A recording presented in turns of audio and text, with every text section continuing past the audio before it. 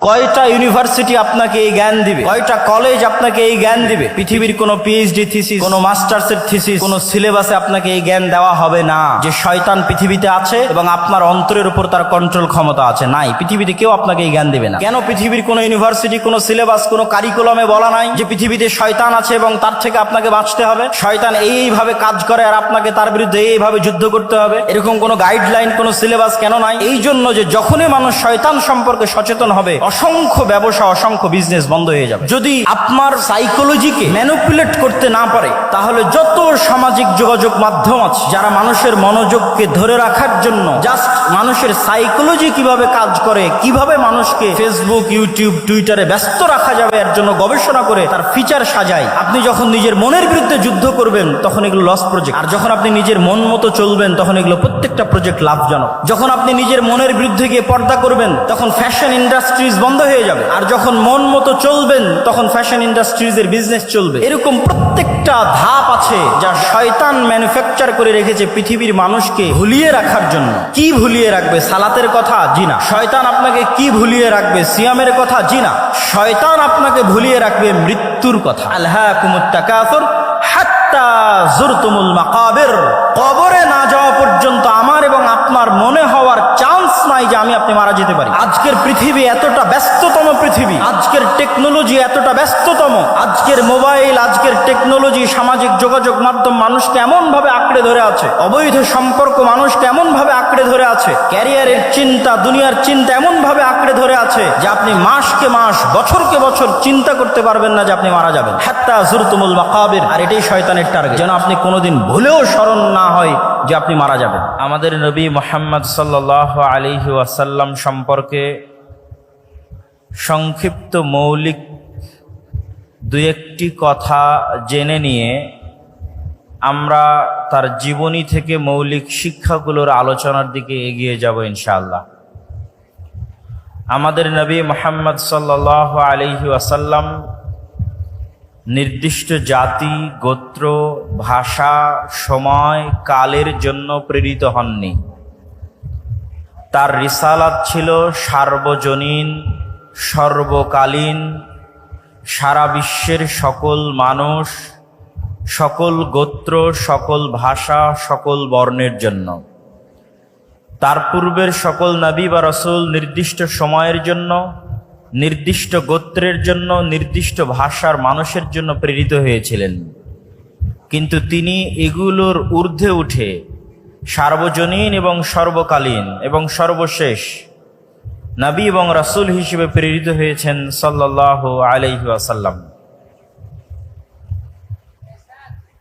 মহান আল্লাহ সুবহানাহু ওয়া তাআলা যত নবী রাসূল পৃথিবীতে পাঠিয়েছেন তাদের মধ্যে যে 25 জনের নাম পবিত্র কোরআনে আল্লাহ সুবহানাহু ওয়া তাআলা উল্লেখ করেছেন, তাদের মধ্যে উলুল আজম সর্বশ্রেষ্ঠ যে 5 জনকে আল্লাহ সুবহানাহু ওয়া তাআলা দৃঢ় প্রতিজ্ঞ রাসূল হিসেবে উল্লেখ করেছেন, নূহ, ইব্রাহিম, মূসা, ঈসা, মুহাম্মদ, সর্বশ্রেষ্ঠ যে 5 জনকে আল্লাহ সুবহানাহু ওয়া তাআলা উলুল আজম হিসেবে উল্লেখ করেছেন, তাদের মধ্যেও সর্বশ্রেষ্ঠ হচ্ছেন আমাদের নবী মুহাম্মদ সাল্লাল্লাহু আলাইহি ওয়াসাল্লাম। আর তার শ্রেষ্ঠত্বের মাপকাঠি প্রকাশিত হবে, তার শ্রেষ্ঠত্বের মানদণ্ড প্রকাশিত হবে কিয়ামতের মাঠে। কিয়ামতের মাঠে কিভাবে? আমরা যখন আজানের শেষে যে দোয়া পাঠ করি, সেই দোয়ায় আমরা বলি, হে আল্লাহ, আপনি মুহাম্মদ সাল্লাল্লাহু আলাইহি ওয়াসাল্লামকে মাকাম মাহমুদ দান করুন। সেই মাকাম মাহমুদ কি? মাকাম মাহমুদ হচ্ছে কিয়ামতের মাঠে আল্লাহ সুবহানাহু ওয়া তাআলা বিচারই শুরু করবেন না। বিচার যখন শুরু করবেন না, তখন কিয়ামতের মাঠের ভয়াবহতায় কাফের, মুশরিক, মুনাফিক তো বহু দূরের কথা, যারা মুমিন নেককার বান্দা তারাও বিপদগ্রস্ত, অসহায় অবস্থার মধ্যে থাকবে। সেই বিপদগ্রস্ত এবং অসহায়ত্ব থেকে বাঁচার জন্য তারা নবীদের শরণাপন্ন হবে। প্রথমে আদম, তারপরে নূহ, তারপরে ইব্রাহিম, তারপরে মূসা, তারপরে ঈসা, এইভাবে যত বড় বড় নবী আছে তাদের কাছে যাবে এবং বলবে, আপনারা আজকে একটু আল্লাহর সাথে কথা বলেন, আল্লাহকে বলেন তিনি যেন দ্রুত বিচার শুরু করে। মানুষের জান্নাত হোক অথবা জাহান্নাম হোক, বিচার হয়ে যাক। বিচারের মাঠে ভয়াবহতা এত বেশি থাকবে। তো সেই দিন কোন নবী এবং রাসূল আল্লাহ সুবহানাহু তাআলার সামনে কথা বলার সাহস করবেন না। যেমনটি পবিত্র কোরআনে আল্লাহ সুবহানাহু তাআলা বলেছেন, মান যাল্লাযী ইয়াশফাউ ইনদাহু ইল্লা বিইজনিহি, আছে কি কেউ কোনো ক্ষমতাধর, শক্তিশালী, পাওয়ারফুল রাজা, বাদশাহ, প্রধানমন্ত্রী, ব্যবসায়ী, সম্পদশালী, যে সাহস করবে কিয়ামতের মাঠে আল্লাহর সাথে কথা বলার, আল্লাহর অনুমতি ব্যতীত? এমনকি কোনো ক্ষমতাধর, শক্তিশালী, সাহসী, বিত্তশালী, সম্পদশালী মানুষ আছে? এটির চ্যালেঞ্জ আল্লাহ সুবহানাহু ওয়া তাআলা নিজে কোরআন মাজিদে দিয়েছেন আয়াতুল কুরসির মধ্যে। সেই চ্যালেঞ্জের মুখোমুখি হয়ে কোনো নবী রাসূল সেই দিন আল্লাহ সুবহানাহু ওয়া তাআলার সামনে কথা বলার সাহস করবেন না। আদম আলাইহিস সালাতু ওয়াস সালাম থেকে নিয়ে শুরু করে সকল নবী রাসূল বলবেন, আজকে আল্লাহ সুবহানাহু ওয়া তাআলা আমার উপর এত রাগান্বিত, আজকে আল্লাহ সুবহানাহু ওয়া তাআলা আমার প্রতি এত ক্ষিপ্ত যে আজকে আমি তার সামনে কথা বলার মতো আমার কোনো সাহস, কোনো শক্তি আমার নাই। এইভাবে ধীরে ধীরে মানুষ চলে যাবে সর্বশেষ নবী মুহাম্মদ সাল্লাল্লাহু আলাইহি ওয়াসাল্লামের সামনে, আর তিনিও আল্লাহর সাথে সরাসরি কথা বলবেন না, বরং তিনি সরাসরি সিজদায় পড়ে যাবেন। কতদিন সিজদায় থাকবেন তা তিনি নিজেও জানেন না। তিনি সিজদায় এমন ভাষায়, এমন বাক্যে আল্লাহর প্রশংসা করবেন যা কোনোদিন দুনিয়াতে করেননি, যা তখন আল্লাহ সুবহানাহু ওয়া তাআলা তাকে শিখিয়ে দিবেন। দীর্ঘ এক সময় অতিক্রম হওয়ার পর যতক্ষণ আল্লাহ চাইবেন, সেই সময় অতিক্রম হওয়ার পর আল্লাহ বলবেন, ইয়া মুহাম্মদ ইরফা রাসাক সাল তু'তা ওয়াশফা তুশাফা, মুহাম্মদ মাথা উঠাও, চাও দেওয়া হবে, সুপারিশ করো গ্রহণ করা হবে। এই যে কিয়ামতের মাঠে আদম থেকে নিয়ে কিয়ামত পর্যন্ত কোটি কোটি মানুষ এবং জিনের সামনে মুহাম্মদ সাল্লাল্লাহু আলাইহি ওয়াসাল্লামের যে শ্রেষ্ঠত্ব প্রকাশ পাচ্ছে, এই শ্রেষ্ঠত্বকেই বলা হয়েছে মাকাম মাহমুদ। আমি মুহাম্মদ সাল্লাল্লাহু আলাইহি ওয়াসাল্লাম সম্পর্কে আমার আলোচনা দীর্ঘায়িত না করে এতটুকু বলেই এই পর্বের আলোচনা শেষ করছি। তিনি পৃথিবীর ইতিহাসের সর্বশেষ নবী এবং রাসূল এবং সর্বশ্রেষ্ঠ মানব, এবং অল্প সময়ের মধ্যে পৃথিবীকে প্রভাবিত করতে পারে এরকম সর্বশ্রেষ্ঠ বিপ্লবের জন্মদাতা। মাত্র 23 বছরে তিনি পৃথিবীতে এমন এক বিপ্লব সৃষ্টি করেছেন যার প্রভাব পৃথিবীর ইতিহাসের সবচেয়ে সুদূর প্রসারী এবং সবচেয়ে প্রভাব বিস্তারকারী বিপ্লব। এবার আমরা চলে যাই রাসূলুল্লাহ সাল্লাল্লাহু আলাইহি ওয়াসাল্লামের জীবনে শিক্ষাগত বা জ্ঞানগত কি মৌলিক শিক্ষা এবং আদর্শ আমাদের জন্য রয়েছে। এই পয়েন্টে যাওয়ার আগে একটু ভূমিকা স্বরূপ আমাকে দুটি কথা বলে নিতে হবে। প্রথমত, আমরা জ্ঞান এবং শিক্ষা বলতে কি বুঝব, মুহাম্মদ সাল্লাল্লাহু আলাইহি ওয়াসাল্লামের এনে দেওয়া জ্ঞান এবং শিক্ষা বলতে কি বুঝব, তা জানার জন্য আমাদেরকে একটু ভূমিকা থাকতেই হবে। আল্লাহ সুবহানাহু ওয়া তাআলা যখন মানুষকে সৃষ্টি করেন, তখন তিনি মানুষের শত্রুও সৃষ্টি করেছেন। একটা গেমিং সফটওয়্যার যখন ডেভেলপ করা হয়, তখন সেখানে যেমন নায়ক থাকে তেমনি এনিমি বা শত্রু থাকে। আমরা যখন মাঠে ফুটবল খেলি তখন দুই পক্ষ থাকে, যখন ক্রিকেট খেলি তখন দুই পক্ষ থাকে। দুই পক্ষ ছাড়া কোনো প্রতিযোগিতা, কোনো খেলা, কোনো গেম সম্ভব নয়।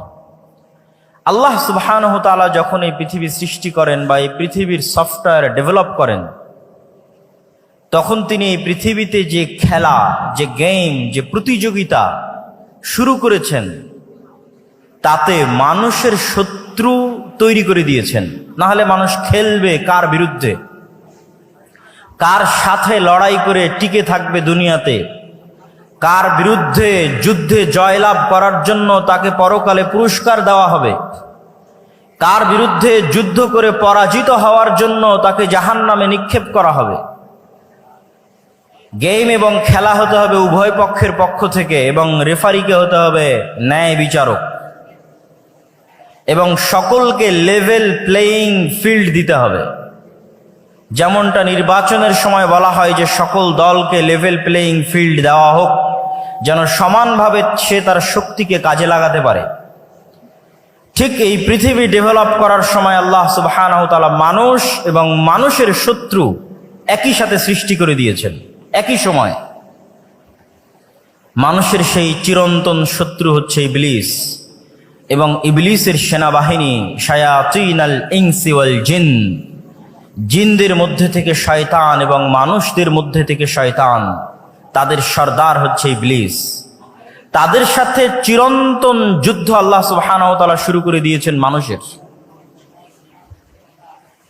আপনি পবিত্র কোরআনের প্রথম থেকে নিয়ে শেষ পর্যন্ত অধ্যয়ন করেন, আল্লাহ সুবহানাহু ওয়া তাআলা আপনার শত্রু হিসেবে কাকে চিহ্নিত করছেন? যে আপনার গীবত করে, অপবাদ দেয়, আপনার জমি জায়গা দখল করে নিয়েছে তাকে, যে ইসরায়েল ফিলিস্তিনে মুসলমানদেরকে হত্যা করছে তাকে, যে ব্রাহ্মণ্যবাদী কট্টরপন্থী যারা মুসলমানদের উপর অত্যাচার করছে তাকে? জি না, আল্লাহ সুবহানাহু ওয়া তাআলা পবিত্র কোরআনে বারবার মানুষের জন্য শত্রু হিসেবে চিহ্নিত করেছেন শয়তানকে। ইন্নাশ শাইতানা লাকুম আদুউম মুবিন, শয়তান তোমাদের জন্য চিরন্তন এবং চিরস্থায়ী শত্রু। এই জন্য আপনি যখন কোরআন তেলাওয়াত করতে যান তখন আল্লাহ সুবহানাহু ওয়া তাআলা আপনাকে শিখিয়ে দিয়েছে যে কোরআন তেলাওয়াতের পূর্বে তুমি বলো আউযু বিল্লাহি মিনাশ শাইতানির রাজীম, যে হে আল্লাহ আমি বিতাড়িত শয়তান থেকে পরিত্রাণ চাচ্ছি। শয়তানের অস্তিত্ব কতটা বাস্তব, শয়তান মানুষের কতটা ভয়ঙ্কর শত্রু, যে কোরআনের তেলাওয়াত পর্যন্ত শুরু হচ্ছে শয়তান থেকে পরিত্রাণ চেয়ে। পবিত্র কোরআনের শুরু থেকে নিয়ে শেষ পর্যন্ত এবং রাসূল সাল্লাল্লাহু আলাইহি ওয়াসাল্লামের হাদিসকে যদি আপনি সামনে রাখেন, রাসূলুল্লাহ সাল্লাল্লাহু আলাইহি ওয়াসাল্লামের জীবনীকে যদি আপনি সামনে রাখেন, প্রতিটি কর্মকে যদি আপনি সামনে রাখেন, তাহলে দেখবেন রাসূল সাল্লাল্লাহু আলাইহি ওয়াসাল্লাম প্রত্যেকটা আদেশ, প্রত্যেকটা নিষেধ, প্রত্যেকটা দোয়া, প্রত্যেকটা জিকির তিনি শয়তানের বিরুদ্ধে দিয়েছেন। রাসূলুল্লাহ সাল্লাল্লাহু আলাইহি ওয়াসাল্লাম আমাদেরকে সালাম দেওয়া শিখিয়েছেন, তার জীবনের একটি শিক্ষা। তো সালাম দেওয়া শিখাতে গিয়ে তিনি আমাদের কি বলেছেন? যদি তোমাদের কেউ বাড়িতে প্রবেশ করার সময় সালাম দেয়, তাহলে শয়তান বলে লা মাবিতা লাকুম ওয়ালা আশা আলাকুম, এই বাড়িতে তোমাদের থাকার জায়গা নাই, খাওয়ার জায়গা নাই, এই বাড়ি থেকে বের হয়ে যাও। আর যখন তোমাদের কেউ রুমে, ঘরে, বাড়িতে প্রবেশ করার সময় সালাম না দেয়, তখন শয়তান বলে এই বাড়ি তোমাদের থাকার জায়গা, এই বাড়ি তোমাদের খাওয়ার জায়গা। শিখালেন সালাম আর কানেক্ট করলেন শয়তানের সাথে। রাসূলুল্লাহ সাল্লাল্লাহু আলাইহি ওয়াসাল্লাম আমাদেরকে শিখালেন খাওয়ার সময় বিসমিল্লাহ বলতে হবে, কিন্তু কানেক্ট করছেন কার সাথে? যদি তোমাদের মধ্যে কেউ খাওয়ার সময় ইদা আকালা আহাদুকুম ওয়ালাম ইয়াযকুর ইসমাল্লাহ, যদি তোমাদের কেউ খাবার গ্রহণ করে আর বিসমিল্লাহ না বলে, ইয়াকুলু মাআহু শাইতান, তাহলে শয়তান তার সাথে ওই খাদ্য গ্রহণ করে। শিখালেন বিসমিল্লাহ, কিন্তু সম্পৃক্ত করছেন শয়তানের সাথে। আপনি রাসূলুল্লাহ সাল্লাল্লাহু আলাইহি ওয়াসাল্লামের পুরো জীবনী উঠিয়ে ফেলেন, প্রত্যেকটা ধাপে, প্রত্যেকটা পদক্ষেপে, প্রত্যেকটা আদেশে শয়তান থেকে বাঁচতে, শয়তানের বিরুদ্ধে পদক্ষেপ গ্রহণ করা হয়েছে। তার মানে শয়তান অবাস্তব, অকল্পনীয় কিছু নয়। আমাদের চিরন্তন যে গেম আল্লাহ সুবহানাহু ওয়া তাআলা শুরু করে দিয়েছেন খেলা, এটি শয়তানের বিরুদ্ধে। এবং এই গেমকে, এই খেলাকে লেভেল প্লেয়িং ফিল্ড করার জন্য আল্লাহ সুবহানাহু ওয়া তাআলা মানুষের পক্ষে কিছু ঘোষণা দিয়ে রেখেছেন, শয়তানের পক্ষে কিছু ঘোষণা দিয়ে রেখেছেন। শয়তানের পক্ষে দুটি ঘোষণা। এক, ইবলিসকে পৃথিবীর সবচেয়ে ভয়ঙ্কর শক্তিশালী মেকানিজম আল্লাহ দিয়ে দিয়েছেন। আজকের এই উন্নত আধুনিক বিশ্বে মানুষ কত উন্নত, তারপরও মানুষ অন্তর থেকে অন্তরে কথা ট্রান্সফার করতে পারে না। মোবাইলের হোয়াটসঅ্যাপের মেসেজ বলেন, মেসেঞ্জারের মেসেজ বলেন, আজকে আমার আলোচনা বলেন, লাইভ ভিডিও বলেন, প্রত্যেকটাই আমাদের কান দিয়ে শুনতে হয়। আজকে যদি আমি আমার অন্তর থেকে আপনাদের অন্তরে মেসেজ ট্রান্সফার করতে পারতাম, আমাকে চিল্লিয়ে বলা লাগতো না, মেসেজে লেখা লাগতো না, যেটা আপনি পড়বেন। কেন পড়ার দরকার? কেনই বা শোনার দরকার? আমাকে আল্লাহ এই মেকানিজম দিলে আমি এখানে বসে থেকে আপনাদের অন্তরে মেসেজ দিয়ে দিতাম। কিন্তু এই শক্তিশালী পাওয়ারফুল মেকানিজম আল্লাহ কাকে দিয়েছেন? আপনাদের জিজ্ঞেস করছি, কাকে দিয়েছেন? একটু জোরে বলেন তো, কাকে দিয়েছেন? শয়তানকে দিয়েছেন। ইউসবিসু ফি সুদুরিন নাস, মানুষের অন্তরে সরাসরি ডাইরেক্টলি মেসেজ দিতে পারে শয়তান, ওয়াসওয়াসা দিতে পারে শয়তান। মানুষ দ্বিধায় পড়ে যাবে, তার অন্তরে এখন যে কল্পনা চলছে, এই কল্পনা তার না শয়তানের দেওয়া, আমি আপনি কেউ জানি না। আমরা প্রত্যেক সময়ে যে কাজ করার সিদ্ধান্ত নিচ্ছি এবং আমাদের অন্তরে কথা উদিত হচ্ছে, এই প্রত্যেকটি উদিত হওয়া কথা আমার নিজের না শয়তানের পক্ষ থেকে আমরা জানি না। রাসূলুল্লাহ সাল্লাল্লাহু আলাইহি ওয়াসাল্লাম বলেছেন, এমন কোনো মানুষ নেই ইল্লা ওয়ালাহু কারিনান, যার সাথে দুইজন বন্ধু সব সময় থাকে না। কারিনুম মিনাল মালাইকা ওয়া কারিনুম মিনাশ শাইতান, একজন থাকে ফেরেশতা বন্ধু, আরেকজন থাকে শয়তান বন্ধু। প্রত্যেক মানুষের সাথে সব সময় দুইজন বন্ধু তার সাথে আছে, এক ফেরেশতা বন্ধু, দুই শয়তান বন্ধু। তার অন্তরে প্রত্যেক যা কল্যাণকর কাজের ইচ্ছা জাগে তা সে ফেরেশতার পক্ষ থেকে ইলহাম, আর তার অন্তরে প্রত্যেক যা অকল্যাণকর কাজের ইচ্ছা জাগে তা সে ওয়াসওয়াসা শয়তানের পক্ষ থেকে।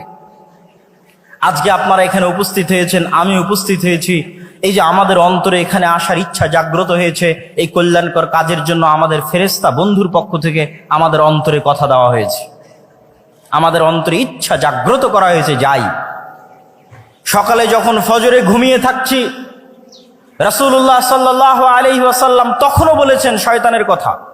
যদি বাস্তব না হতো তিনি কেমনে বলতেন? তিনি বলছেন, শয়তান তখন মানুষের মাথার কাছে গিয়ে বলে, নাম নাম নাম ইন্নাল লাইলা লাতাবিল, হে আদমের সন্তান ঘুমিয়ে থাকো, ঘুমিয়ে থাকো, রাত এখনো অনেক লম্বা।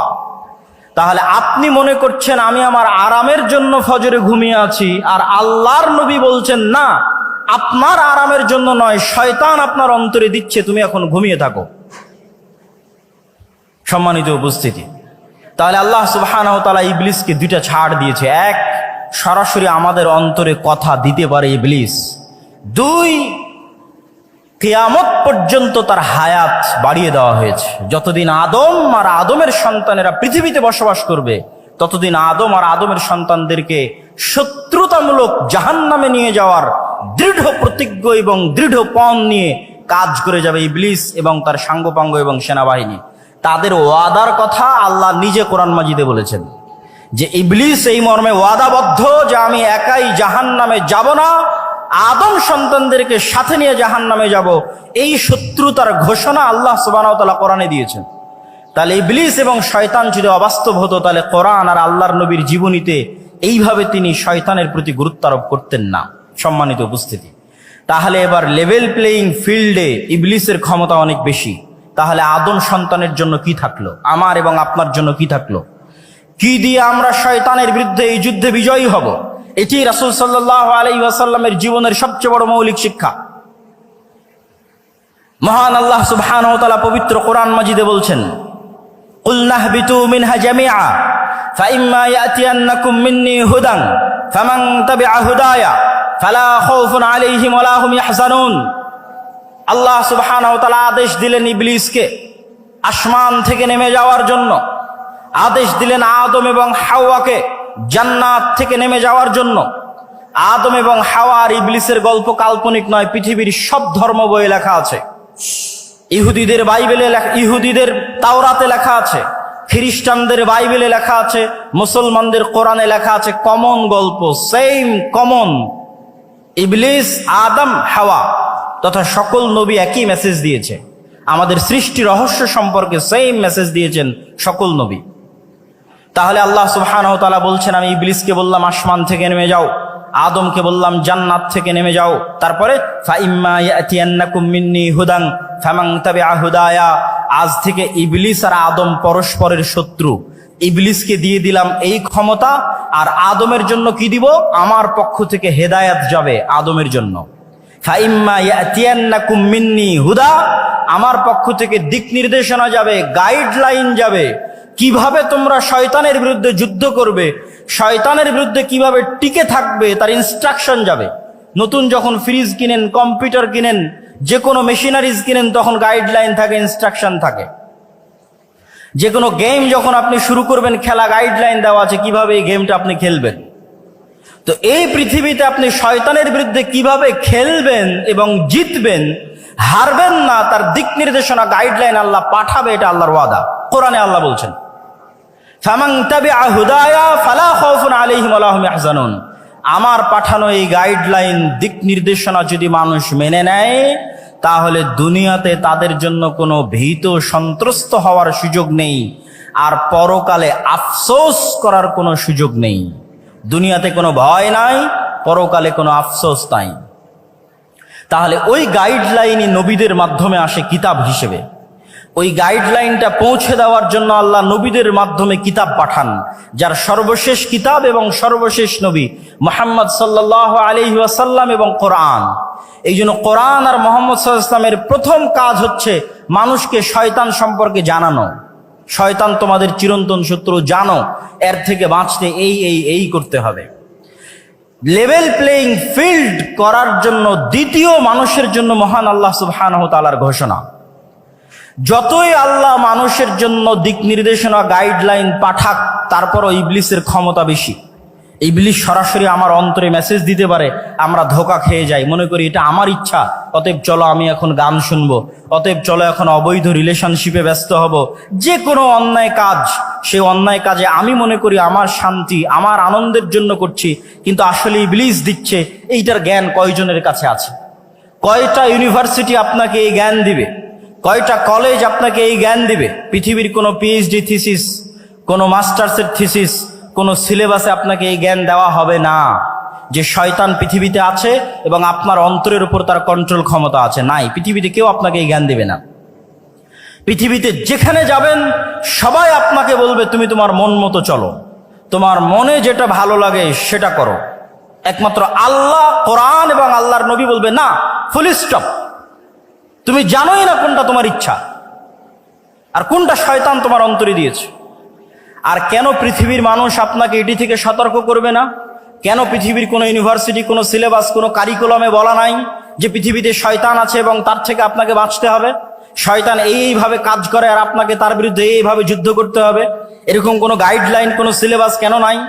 এই জন্য যে যখনই মানুষ শয়তান সম্পর্কে সচেতন হবে, অসংখ্য ব্যবসা, অসংখ্য বিজনেস বন্ধ হয়ে যাবে। অসংখ্য ব্যবসা, অসংখ্য বিজনেস বন্ধ হবে যদি আপনি আপনার সাইকোলজিকে ম্যানিপুলেট করতে না পারে। তাহলে যত সামাজিক যোগাযোগ মাধ্যম আছে, যারা মানুষের মনোযোগকে ধরে রাখার জন্য জাস্ট মানুষের সাইকোলজি কিভাবে কাজ করে, কিভাবে মানুষকে ফেসবুক, ইউটিউব, টুইটারে ব্যস্ত রাখা যাবে এর জন্য গবেষণা করে তার ফিচার সাজায়, আপনি যখন নিজের মনের বিরুদ্ধে যুদ্ধ করবেন তখন এগুলো লস প্রজেক্ট। আর যখন আপনি নিজের মন মতো চলবেন তখন এগুলো প্রত্যেকটা প্রজেক্ট লাভজনক। যখন আপনি নিজের মনের বিরুদ্ধে গিয়ে পর্দা করবেন তখন ফ্যাশন ইন্ডাস্ট্রিজ বন্ধ হয়ে যাবে। আর যখন মন মতো চলবেন তখন ফ্যাশন ইন্ডাস্ট্রিজের বিজনেস চলবে। এরকম প্রত্যেকটা ধাপ আছে যা শয়তান ম্যানুফ্যাকচার করে রেখেছে পৃথিবীর মানুষকে ভুলিয়ে রাখার জন্য। এটি আমি বলছি না, আল্লাহ সুবহানাহু ওয়া তাআলা বলছেন, আলহাকুমুত তাকাসুর, হে দুনিয়ার মানুষ, তোমাদেরকে শয়তান দুনিয়ার লোভ লালসা দিয়ে এমন ভাবে ভুলিয়ে রাখবে। কি ভুলিয়ে রাখবে? কি ভুলিয়ে রাখবে? সালাতের কথা? জি না। শয়তান আপনাকে কি ভুলিয়ে রাখবে? সিয়ামের কথা? জি না। শয়তান আপনাকে ভুলিয়ে রাখবে মৃত্যুর কথা। আলহাকুমুত তাকাসুর হাত্তা যুরতুমুল মাকাবির, কবরে না যাওয়া পর্যন্ত আমার এবং আপনার মনে হওয়ার চান্স নাই যে আমি আপনি মারা যেতে পারি।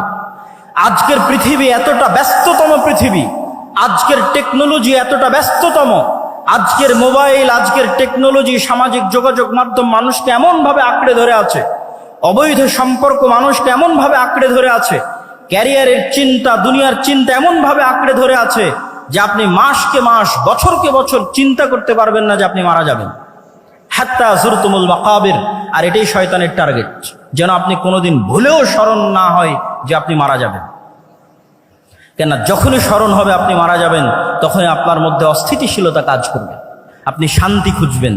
তখনই তো আপনাকে কোরআন বলবে তোমার চিরন্তন শত্রু হচ্ছে শয়তান। সম্মানিত উপস্থিতি, তাহলে কি আলোচনা করছিলাম? যতই আল্লাহ সুবহানাহু ওয়া তাআলা আমাদের জন্য গাইডলাইন দিক, তারপরেও পাওয়ারফুল ইবলিস আমার অন্তরে মেসেজ দেওয়ার জন্য। তাহলে আমার জন্য ছাড় কোথায়, অফার কোথায়? আল্লাহ সুবহানাহু ওয়া তাআলা এবার আমাদের জন্য ছাড় এবং অফারের ঘোষণা দিচ্ছেন। এটা হচ্ছে ইসলামের আরেকটি বড় মৌলিক মূলনীতি। সেটি কি? শয়তান মানুষকে গাইডলাইন থাকার পরেও ওয়াসওয়াসা দেওয়ার মাধ্যমে পথভ্রষ্ট করতো, যত গুনাহ করাবে,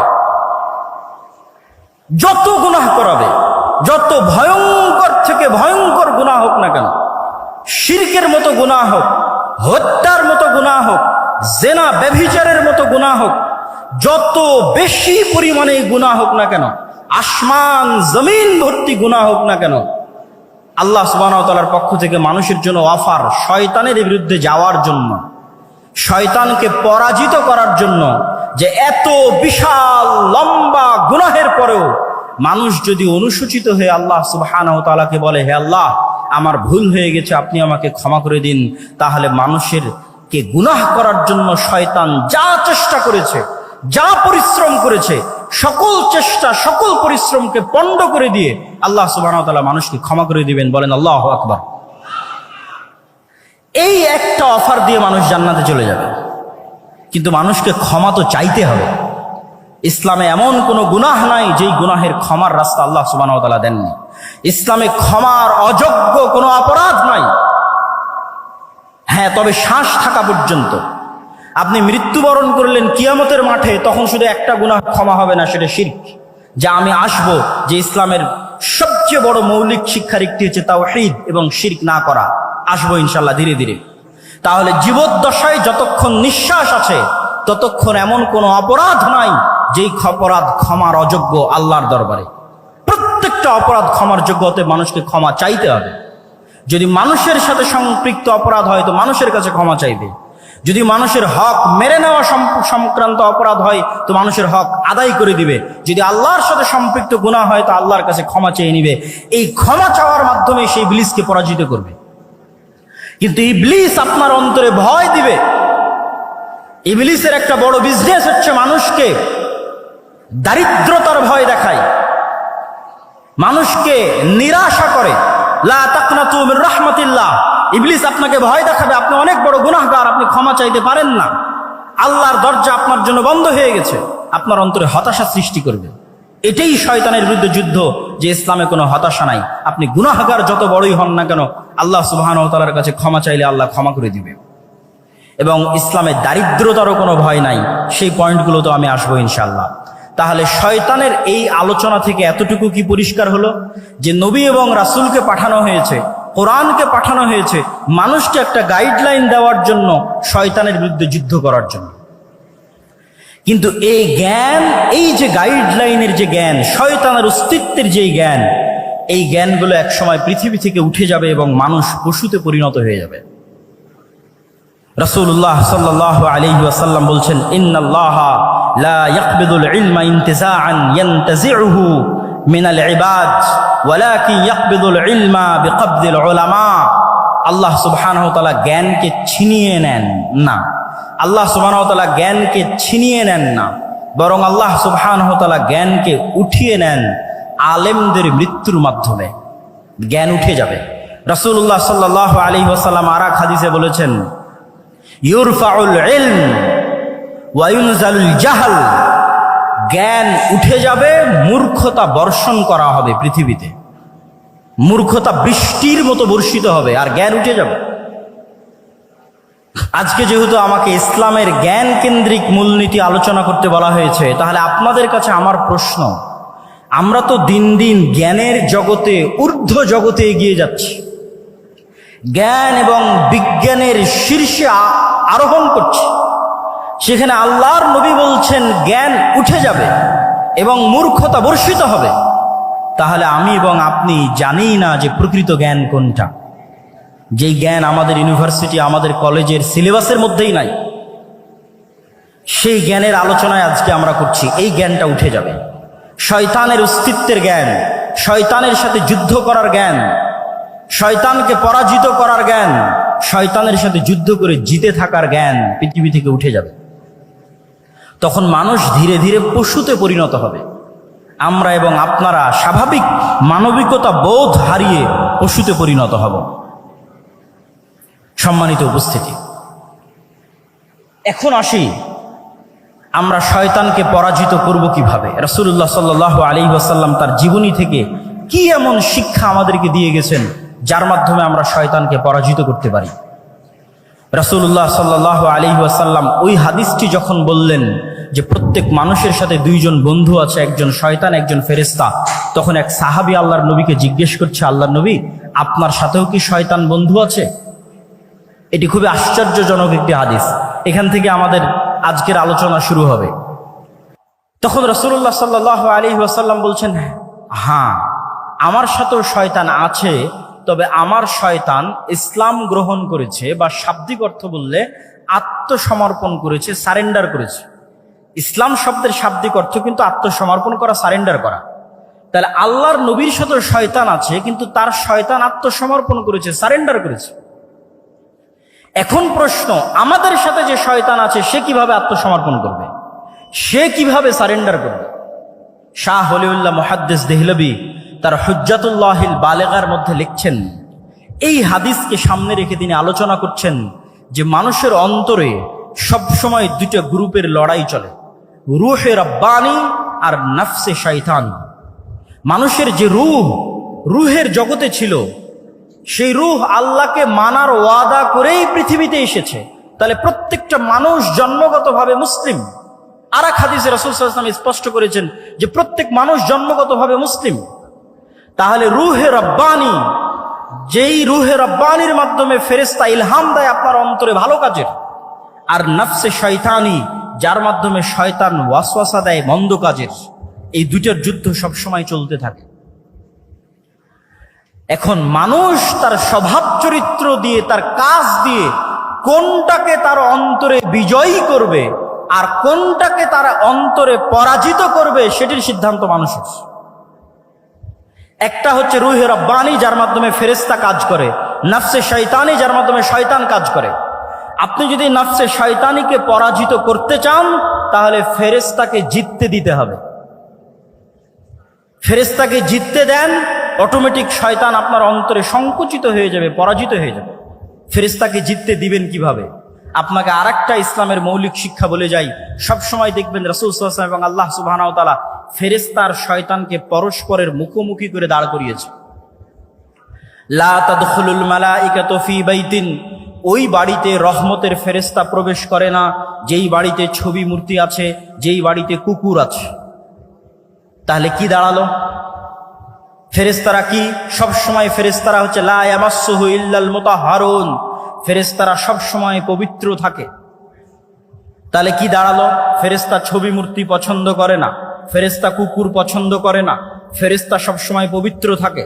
আর এক হাদিসে রাসূল সাল্লাল্লাহু আলাইহি ওয়াসাল্লাম বলছেন, মা মিন মাওদিউ শিবরিন, আসমানের এমন কোনো এক বিঘত জায়গাও খালি নাই, ইল্লা, যেই জায়গায় এমন কোনো ফেরেশতা নাই যে হয় সিজদারত আছে, না হয় রুকুরত আছে, না হয় আল্লাহ সুবহানাহু ওয়া তাআলার তাসবিহ এবং তাহলিল পাঠরত আছে। সুবহানাল্লাহি বিহামদিহি সুবহানাল্লাহিল আযীম, আল্লাহ সুবহানাহু ওয়া তাআলার বড়ত্ব এবং মহত্ব বর্ণনা করা অবস্থায় আছে। তাহলে সারমর্ম দাঁড়াচ্ছে, আপনি যদি ফেরেশতাকে জিততে দিতে চান, তাহলে ফেরেশতার স্বভাব আপনার মধ্যে বেশি বেশি নিয়ে আসতে হবে।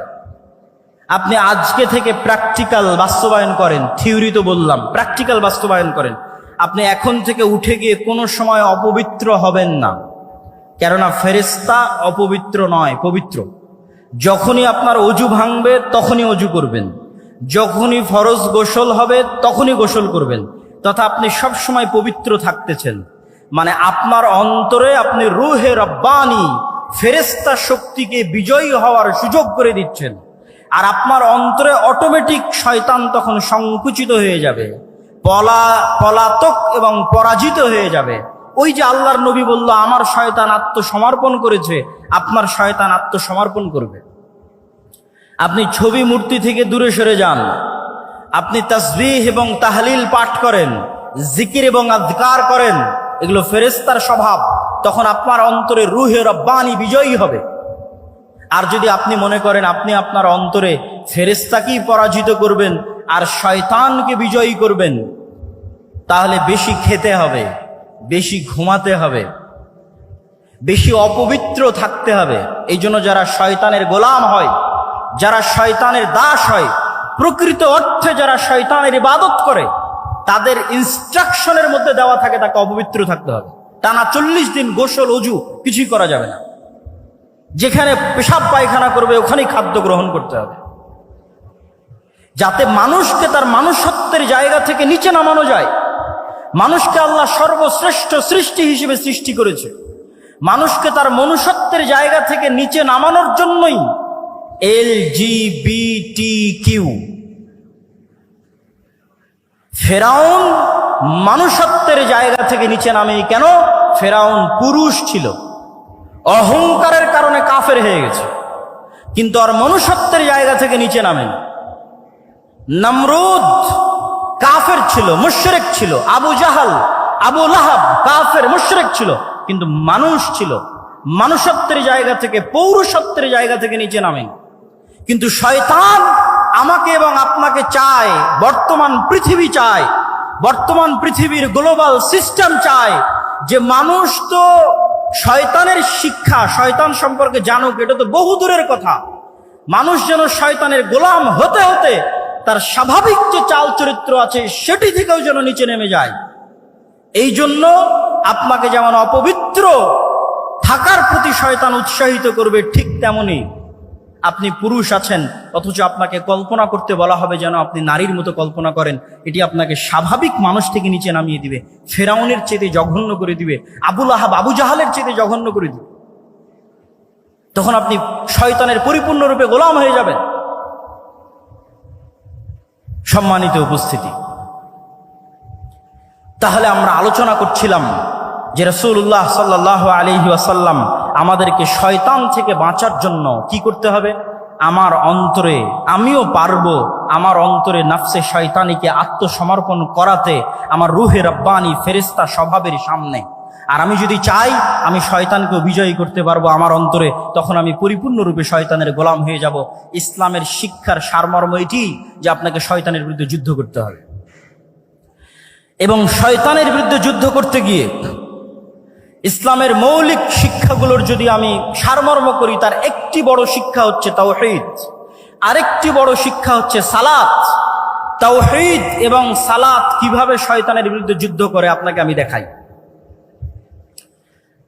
তাওহীদ হচ্ছে ইসলামের মৌলিক বিশ্বাস, যা প্রচার করতে পৃথিবীতে সব নবী রাসূল এসেছে, যা প্রচার করতে কোরআন এসেছে, যা প্রচার করতে মুহাম্মদ সাল্লাল্লাহু আলাইহি ওয়াসাল্লাম এসেছেন। সেটি কি? আমার এবং আপনার অন্তরে এককভাবে, অদ্বিতীয়ভাবে শুধুমাত্র একটি সত্তারই জায়গা হবে, তিনি হচ্ছেন আল্লাহ সুবহানাহু ওয়া তাআলা। তিনি রব হিসেবে একক, ইলাহ হিসেবে একক এবং অদ্বিতীয়, নাম এবং গুণাবলীতে একক এবং অদ্বিতীয়। রব হিসেবে একক এবং অদ্বিতীয় পৃথিবীর সবাই মানে, ইহুদি, খ্রিস্টান, বৌদ্ধ, হিন্দু সবাই আল্লাহকে রব হিসেবে একক এবং অদ্বিতীয় মানে, যে আল্লাহ সৃষ্টিকর্তা, আল্লাহ সুবহানাহু ওয়া তাআলা বৃষ্টি বর্ষণকারী, আল্লাহ সুবহানাহু ওয়া তাআলা পাহাড় নদী নালার প্রবাহিতকারী, স্থাপনকারী, আমার আপনার সৃষ্টিকারী সবাই মানে। কিন্তু আল্লাহ সুবহানাহু ওয়া তাআলাকে ইলাহ হিসেবে একক এবং অদ্বিতীয় কেউ মানে না, মুসলমানও মানে না। বহু মুসলিম আল্লাহকে রব হিসেবে একক এবং অদ্বিতীয় স্বীকার করলেও ইলাহ হিসেবে মানে না। ইলাহ মানে আপনার অন্তরের ভক্তি এবং শ্রদ্ধা, যতটুকু আপনার ভক্তি এবং শ্রদ্ধা আপনি করতে পারেন তার পুরোটাই অন্য কাউকে দেওয়া বহু দূরের কথা। যতটুকু ভক্তি শ্রদ্ধা আছে ততটুকু আল্লাহ সুবহানাহু ওয়া তাআলার সামনে সমর্পণ করতে হবে। যতটুকু চাওয়ার আছে ততটুকু আল্লাহ সুবহানাহু ওয়া তাআলার সামনে চাইতে হবে। আপনি যদি আপনার অন্তরে আল্লাহর অস্তিত্ব ব্যতীত আর কোনো কিছুকে, ইট পাথরের কোনো খাম্বার সম্মানও যদি আপনার অন্তরে থাকে, ইট পাথরের তৈরি কোনো খাম্বার সম্মানও যদি আপনার অন্তরে থাকে, তাহলে আপনি আল্লাহর সামনে, আল্লাহর উলুহিয়াতের সামনে পরিপূর্ণ আত্মসমর্পণ করছেন না। সামগ্রিক বিধানদাতা হিসেবে আল্লাহ সুবহানাহু ওয়া তাআলার সামনে যদি আপনার আত্মসমর্পণ না থাকে, এমনকি ইবনুল কাইয়িম রাহিমাহুল্লাহ লিখছেন যে কোনো মানুষ যখন কোনো মেয়ের অন্ধ প্রেমে আসক্ত হয়, যদিও সেটা বউয়েরও হয়, স্ত্রীরও হয়, যে এমনভাবে প্রেমে আসক্ত যে তার স্ত্রী, তার প্রেমিকা যা বলে তাই শোনে, সেখানে আল্লাহর বিধিবিধানের ধার ধারে না, তখন সেও এক প্রকার শয়তানের গোলাম। তার অন্তর আল্লাহ সুবহানাহু ওয়া তাআলার উলুহিয়াত জায়গা করে নিতে পারেনি। তাহলে ইসলামের মৌলিক বিশ্বাসের একটি বড় বিশ্বাস হচ্ছে তাওহীদ। এই তাওহীদ যখন আপনার অন্তরে একবার প্রবেশ করবে, তখন এটা শয়তানের বিরুদ্ধে কেমনে যুদ্ধ করবে তা আপনাকে দেখায়।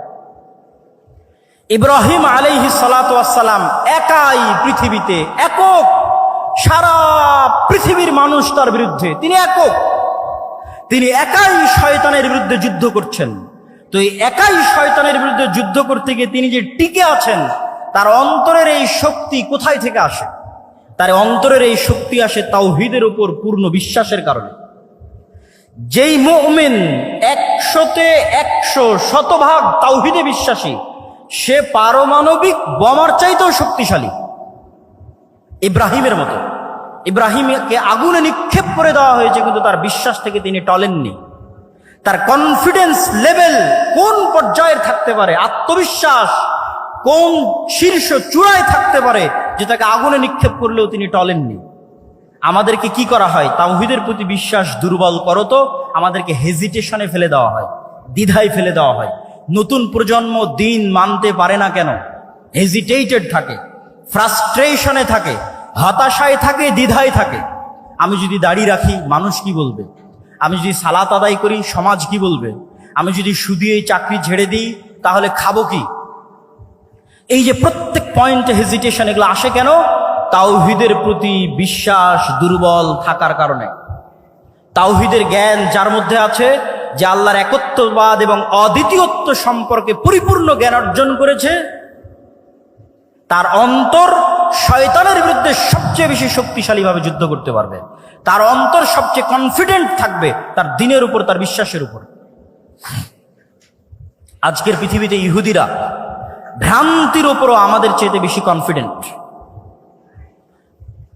ভ্রান্তির উপরেও আমাদের চেয়ে বেশি কনফিডেন্ট। আর আমরা মুসলিমরা, আমাদের কনফিডেন্স নাই, কনফিডেন্স হারিয়ে ফেলেছি। দীর্ঘ 190 বছরের কলোনিয়াল সিস্টেমে তাদের গোলামির কারণে আমাদের রক্তের মধ্যে এমনভাবে গোলামি প্রবেশ করেছে যে আমরা কখনো স্বাধীনভাবে চিন্তা করতে পারি না, নিজের দ্বীনের উপর পূর্ণ আস্থা এবং পূর্ণ বিশ্বাস কনফিডেন্টলি স্থাপন করতে পারি না, কেননা আমাদের মধ্যে তাওহীদের জ্ঞান নাই। 2 নাম্বার, সালাত কিভাবে আপনাকে শয়তানের বিরুদ্ধে যুদ্ধ করায়? আপনি তো ইসলামের সারমর্ম দেখলেনি যে এই অন্তরকে কন্ট্রোল করতে পারতে হবে। তো অন্তরকে কন্ট্রোল করার জন্য শুধু বিরত থাকার মাধ্যমে কখনো প্র্যাকটিস হয় না। আপনি সেনাবাহিনীতে জয়েন করলে কঠোর পরিশ্রমের মাধ্যমেই আপনাকে সেনাবাহিনীর র্যাঙ্কিং বাড়াতে হবে।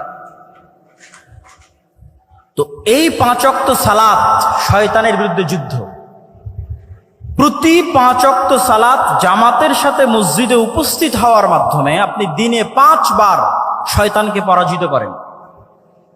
এই জন্য রাসূলুল্লাহ সাল্লাল্লাহু আলাইহি ওয়াসাল্লাম বলেছেন, যে ব্যক্তি টানা 40 দিন মসজিদে এসে তাকবীরে তাহরিমার সাথে সালাত আদায় করলো, সে মুনাফিকি থেকে মুক্তি পেয়ে গেল, জাহান্নামের আগুন থেকে মুক্তি পেয়ে গেল। কেন? মানে টানা 40 দিন প্রায় 200 ওয়াক্ত সালাত, মানে 200টা বিশ্বযুদ্ধে শয়তানকে পরাজিত করা। তো যে এক টানা পরস্পর 200টা যুদ্ধে শয়তানকে পরাজিত করতে পারবে, তার অন্তরের উপর তার কন্ট্রোল ক্ষমতা কায়েম হয়ে গেছে, প্রতিষ্ঠিত হয়ে গেছে। ওই যে রাসূল সাল্লাল্লাহু আলাইহি সাল্লামের শয়তান আত্মসমর্পণ করেছে, আপনার শয়তান আত্মসমর্পণ করে ফেলেছে। কেননা 200টা যুদ্ধে আপনি তাকে পর পর পরাজিত করেছেন। তাহলে সালাত হচ্ছে শয়তানের বিরুদ্ধে সবচেয়ে বড় যুদ্ধ। এই জন্য সালাতকে এত শক্তিশালীভাবে ইসলামে একটি মাত্র কাজ দেওয়া আছে, আর কোনো কাজ দেওয়া নাই। কেন বলছে আর কোনো কাজ দেওয়া নাই? হজ যার টাকা আছে তার জন্য, জাকাত যার টাকা আছে তার জন্য, রমজান কোথায় বছরে একবার। আর কি এমন ফরজ আছে যা আপনাকে করতে বলা হয়েছে? আপনি খুঁজে বের করেন কোরআন এবং হাদিস থেকে আপনাকে কোনো একটা কাজ ফরজ হিসেবে করতে বলা হয়েছে, করতেই হবে এমন। বিরত থাকার তো অনেক কিছুই আছে, এটা করা যাবে না, এটা করা যাবে না। হ্যাঁ, ড্যাফোডিল ইউনিভার্সিটিতে ভর্তি হলেও তো অনেক কিছু আছে, এটা করা যাবে না। কিন্তু ক্লাসে যদি না যান তাহলে কি কাজ? আপনি ড্যাফোডিল ইউনিভার্সিটির সকল নিয়ম কানুন মেনে নিলেন, সন্ধ্যা 5টার মধ্যেই ফিরে আসতে হবে, আরো যত নিয়ম কানুন আছে, কিন্তু ক্লাসেই গেলেন না। আপনি তো ভর্তি হয়েছেন ক্লাসে যাওয়ার জন্য। তো ইসলামের বাকি সব কিছু যদি আপনি মেনে নেন, কিন্তু আপনি তো এখানে এসেছেনই সালাত কায়েম করার জন্য, সালাত প্রতিষ্ঠা করার জন্য, কেন এটাই শয়তানের বিরুদ্ধে যুদ্ধ। সম্মানিত উপস্থিতি, ইসলামের সারমর্ম বলতে গিয়ে আমরা যে পয়েন্টগুলো তুলে ধরছি, তার মধ্যে ইসলামের মৌলিক শিক্ষা বলতে গিয়ে তার মধ্যে 1 নাম্বার আমরা শয়তানের বিষয়টি তুলে ধরেছি। 2 নাম্বার শয়তানের বিরুদ্ধে যুদ্ধ করতে গিয়ে তাওহীদের কি ভূমিকা সেটি তুলে ধরলাম। 3 নাম্বার শয়তানের বিরুদ্ধে যুদ্ধ করতে গিয়ে সালাতের কি ভূমিকা সেটি তুলে ধরলাম। এবার আমরা আসি ইসলামের সামগ্রিক যে রূপটা আছে। ইন্নাদ-দীনা ইনদাল্লাহিল ইসলাম, Islam is a complete code of life. আমরা তো সবাই মুখস্থ, কিন্তু এটিকে আমরা বাস্তবে বুঝি যে ইসলাম হচ্ছে মানুষের সকল সামগ্রিক জীবনের বিধিবিধান, ব্যক্তি জীবন, পারিবারিক জীবন, সামাজিক জীবন, রাষ্ট্রীয় জীবন, প্রত্যেকটা জীবন, প্রত্যেকটা ধাপ কিভাবে চলবে তার পরিপূর্ণ দিক নির্দেশনা ইসলামে দেওয়া আছে। এই পরিপূর্ণ দিক নির্দেশনা সম্পর্কে আল্লাহ সুবহানাহু ওয়া তাআলা কোরআন মাজিদে বলেছেন, ওমাই ইয়াবতাগি গায়রাল ইসলামি দীনা, যে ব্যক্তি ইসলামের এই কমপ্লিট কোড অফ লাইফ থাকার পরে অন্য আর কোনো জীবন বিধান অনুসন্ধান করবে, তার পক্ষ থেকে সেটি গ্রহণ করা হবে না। আজকে নতুন করে বাংলাদেশে লালনবাদ, মানে ইসলাম যদি কমপ্লিট কোড অফ লাইফ আপনি মনে না করেন, তো আপনার কোনো না কোনো কিছু পূরণ করার জন্য কোনো না কোনো থিওরি লাগবে। রাষ্ট্র পরিচালনার জন্য গণতান্ত্রিক থিওরি লাগবে, ডেমোক্রেটিক্যাল অবকাঠামো লাগবে, ঠিক আরো অনেক কিছুর জন্য আরো অনেক কিছু লাগবে, সেগুলো বলতে চাচ্ছি না। কিন্তু আপনাকে বুঝতে হবে যে ইসলাম হচ্ছে একটি সামগ্রিক জীবন বিধান এবং পৃথিবীর সকল মানুষের জন্য, এবং পৃথিবীর সকল মানুষ আল্লাহ সুবহানাহু ওয়া তাআলার কাছে সমান। ইসলামের কাছে পৃথিবীর সকল মানুষ সমান, সাদা কালো, হিন্দু বৌদ্ধ খ্রিস্টান মুসলিম সকল মানুষ মানুষ হিসেবে সমান। আল্লাহ সুবহানাহু ওয়া তাআলা পবিত্র কোরআন মাজিদে বলছেন, ইয়া আইয়ুহান নাস ইন্না খালাকনাকুম মিন যাকারিন ওয়া উনসা, আমি তোমাদেরকে সৃষ্টি করেছি এক পুরুষ এবং এক নারী হতে। ওয়া জাআলনাকুম শুউবান ওয়া কাবাইলা, আর তোমাদেরকে জাতি গোত্রে ভাগ করে দিয়েছি। তাহলে সব মানুষকে আল্লাহ মানুষ হিসেবে সম্বোধন করেছেন, আদমের সন্তান হিসেবে সম্বোধন করেছেন। আল্লাহর নবী কি বলেছেন? ইয়া আইয়ুহান নাস, হে দুনিয়ার মানুষ, ইন্না রাব্বাকুম ওয়াহিদ, তোমাদের প্রতিপালক একজন, ওয়া ইন্না আবাকুম ওয়াহিদ, আর তোমাদের সকলের পিতা একজন। জো বাইডেনের পিতা আর ডক্টর ইউনূসের পিতা একজন। ইন্না আবাকুম ওয়াহিদ, তোমাদের সকলের পিতা একজন, তিনি হচ্ছে আদম। অতএব পৃথিবীর সকল মানুষ সমান, নো ডিসক্রিমিনেশন, কোনো বৈষম্য নাই আল্লাহ সুবহানাহু ওয়া তাআলার কাছে। ইসলামের কাছে কোনো বৈষম্য নাই। তাহলে ইসলামের যোগ্যতার মাপকাঠি কি? যেমন ছাত্ররা কোটার বিরুদ্ধে আন্দোলন করেছে, কোটা সংস্কার। ইসলামে কোনো কোটা সিস্টেম আছে নাকি জান্নাতে যাওয়ার জন্য? নাই। ইসলামের যোগ্যতার মাপকাঠি এমন যেটা সকলেই অর্জন করতে পারবে। ইন্না আকরামাকুম ইনদাল্লাহি আতকাকুম, তুমি কালো হও, সাদা হও, তুমি টাকা পয়সাওয়ালা হও আর গরিব হও আর ধনী হও, যে লেভেলে থাকো না কেন, প্রধানমন্ত্রী হও আর রিক্সাওয়ালা হও, জান্নাতে যাওয়ার জন্য কোনো কোটা নাই।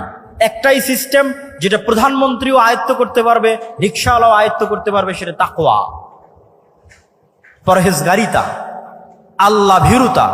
ওমাই ইয়াত্তাকিল্লাহ ইয়াজআল লাহু মাখরাজা ওয়া ইয়ারযুকহু মিন হাইথু লা ইয়াহতাসিব, আর যে ব্যক্তি আল্লাহকে ভয় করবে, আল্লাহ পৃথিবীতে চলার জন্য তার রাস্তা বের করেই দিবেন। যেভাবেই হোক, যেখান থেকেই হোক, তার রাস্তা আল্লাহ বের করবেনই করবেন। ওয়া ইয়ারযুকহু মিন হাইথু লা ইয়াহতাসিব, আর এমন জায়গা থেকে আল্লাহ তার রিজিকের ব্যবস্থা করে দিবেন যেখান থেকে সে নিজেও কল্পনা করতে পারে না। ওয়া মান ইয়াতাওয়াক্কাল আলাল্লাহ ফাহুয়া হাসবুহ, আর যে ব্যক্তি আল্লাহর উপর পূর্ণ আস্থা রাখে আল্লাহ তার অভিভাবক হিসেবে যথেষ্ট। নি'মাল মাওলা ওয়া নি'মান নাসির, আর তিনি সর্বশ্রেষ্ঠ অভিভাবক। সম্মানিত উপস্থিতি, তাহলে এই আয়াত থেকে ইসলামের সারমর্ম কিন্তু আমাদের সামনে ফুটে উঠল। এবার আমি বলি ইসলামের সফলতার মানদণ্ড কি? সফল তো হবেন তাকওয়া দিয়ে। সফলতার মানদণ্ড কি? তাকওয়া দিয়ে কি অর্জন করতে চান? আমাদের কাছে সাকসেসফুল কেরিয়ারের জন্য অসংখ্য মোটিভেশনাল স্পিকার আছে, স্পিচ আছে, কিন্তু ইসলামের দৃষ্টিতে সাকসেসফুল কেরিয়ার কোনটা? আল্লাহ সুবহানাহু ওয়া তাআলা কোরআন মাজিদে বলছেন, ফামান যুহজিহা আনিন নার ওয়া উদখিলাল জান্নাহ ফাকাদ ফাজ। সফল সেই, সাকসেসফুল কেরিয়ার তারই যে কিয়ামতের মাঠে দেখবে তাকে জাহান্নাম থেকে বাঁচিয়ে দেওয়া হচ্ছে এবং তাকে জান্নাতে প্রবেশ করার সুযোগ দেওয়া হচ্ছে। সে হচ্ছে সাকসেসফুল কেরিয়ারের অধিকারী। সফলতার মানদণ্ড হচ্ছে আমি জান্নাতে যেতে পারলাম কিনা, না আমি জাহান্নামে চলে গেলাম। সম্মানিত উপস্থিতি, আমি ইসলামের সামগ্রিক এবং সার্বিক একটি চেহারা আপনাদের সামনে তুলে ধরি। ব্যক্তি জীবনের আলোচনা হলো, পারিবারিক জীবনে ইসলাম দুটি জিনিস চায়। এক, বংশ সুরক্ষা করতে, মানুষ যেন তার পিতৃ পরিচয় হারিয়ে না ফেলে। এই জন্য জেনা সহ সকল অবৈধ সম্পর্ক নিষিদ্ধ করে দেওয়া হয়েছে। তালাকের যে লম্বা বিধিবিধান এগুলো দেওয়া হয়েছে মানুষের বংশনামা সুরক্ষা করার জন্য। সামাজিক জীবনে ইসলাম কি চায়? সামাজিক জীবনে ইসলাম চায় ন্যায় বিচার, সততা। রাষ্ট্রীয় জীবনে ইসলাম কি চায়? রাষ্ট্রীয় জীবনে সততা এবং ন্যায় বিচারের পাশাপাশি মানুষের 5টি অধিকার নিশ্চিত করতে চায়। আর সততা এবং ন্যায় বিচার ইসলামের সকল মূলনীতির সারমর্ম, যেটা দিয়ে আজকের বক্তব্য শেষ করে দিব। এতক্ষণ পর্যন্ত যা আলোচনা করলাম, যা আপনাদেরকে ইসলামের দর্শন, ইসলামের থিওরি বোঝানোর চেষ্টা করলাম রাসূল সাল্লাল্লাহু আলাইহি ওয়াসাল্লামের জীবনী থেকে, তার সারমর্ম লুব্বে লুবাব এক বাক্যে যদি শেষ করি, সেটি হচ্ছে সত্যবাদিতা, ন্যায়পরায়ণতা। আজকের এটা বলে আমার বক্তব্য শেষ করে দিব। দুঃখজনক হলেও সত্য, আমরা মুসলমানেরা মনে করে নিয়েছি, ছাত্র ভাইদের দৃষ্টি আকর্ষণ করছি, আমার আলোচনার সকল পয়েন্ট যদি ভুলে যান, এই শেষের পয়েন্টটা আর শুরুতে যে শয়তানের আলোচনা করেছিলাম এই 2টা পয়েন্ট ভুলবেন না। আজকের শেষের এই পয়েন্টটা মনে রাখার চেষ্টা করবেন। আমাদের মধ্যে অনেকেই মনে করে আমি বাংলাদেশে ইসলাম কায়েম করে ফেলবো। কিভাবে ইসলাম কায়েম করবেন? সবাই যদি নামাজি হয়ে যায় ইসলাম কায়েম হয়ে গেল, সবাই যদি পর্দা করে ইসলাম কায়েম হয়ে গেল। জি না, ইসলামের সবচেয়ে বেসিক এলিমেন্ট, সবচেয়ে মূল ভিত্তি হচ্ছে সত্যবাদিতা, ন্যায়পরায়ণতা। বাইতুল মুকাররমের মধ্যে নামাজি মানুষ মারামারি করতেছে, বাইতুল মুকাররমের মধ্যে যার দাড়ি আছে, টুপি আছে, পাঞ্জাবি আছে, সে মারামারি করতেছে। তার মানে কি? তার মানে সে ইসলামের বেসিক এলিমেন্ট সম্পর্কে জানে না। সে মনে করেছে ইসলাম মানে সালাত, সে মনে করেছে ইসলাম মানে হজ, সে মনে করেছে ইসলাম মানে পর্দা। কিন্তু ইসলাম মানে আগে ন্যায়পরায়ণতা, আগে সত্যবাদিতা। মুহাম্মদ সাল্লাল্লাহু আলাইহি ওয়াসাল্লাম সালাত শিখেছে 40 বছর পরে, সূরা ফাতিহা শিখেছে 40 বছর পরে, আর উনি জন্মগত সত্যবাদী এবং ন্যায়পরায়ণ। তথা 40 বছর যাবৎ যেই গুণ তিনি জন্মগত বহন করেছেন নবী হওয়ার আগেও, সেটি হচ্ছে তিনি সত্য বলতেন, কোনোদিন মিথ্যা বলেননি। 2, তিনি সৎ এবং ন্যায়পরায়ণ, কোনোদিন মানুষের প্রতি অন্যায় করেননি। পৃথিবীতে আল্লাহ যত নবী রাসূল পাঠিয়েছেন, প্রত্যেক নবী রাসূলকে নবী হওয়ার আগে এই 2টি মৌলিক গুণাবলীর অধিকারী হতে হয়েছে। 1, সত্য কথা বলতে হবে, ন্যায়পরায়ণ হতে হবে। কেন? এই গুণটা আল্লাহর। আল্লাহ সত্যবাদী, আল্লাহ ন্যায়পরায়ণ।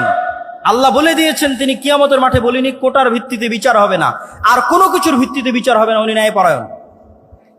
তিনি বলেছেন, ইন্নী হারামতু যুলমা আলাইয়া, আমি আল্লাহ আমার উপর অত্যাচার করাকে হারাম করে নিয়েছি।